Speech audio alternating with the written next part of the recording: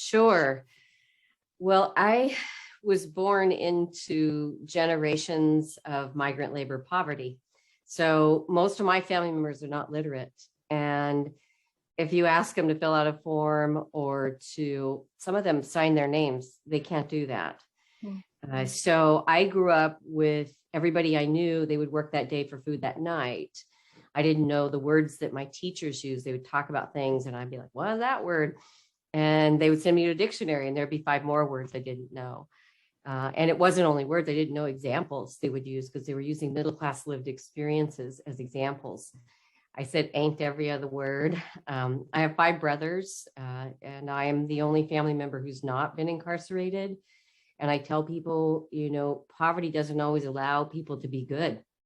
And it's not about condoning, it's about understanding so we can build inclusive, responsive community approaches to breaking the poverty barriers.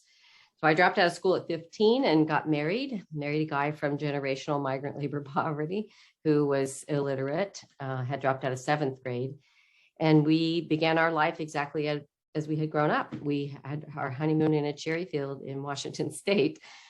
At 26, I was divorced. And there was when I very, very first found human beings who took the time to get to know me and teach me that I wasn't stupid and undo some of the damage and the deficit messages that poverty had taught me, because I thought I didn't know anything. I thought I wasn't smart enough or good enough to do school or to learn anything.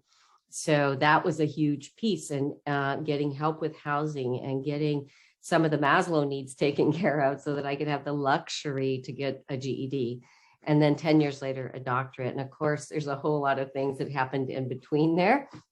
But mostly it's people. The answer to poverty is people, but it's poverty informed people.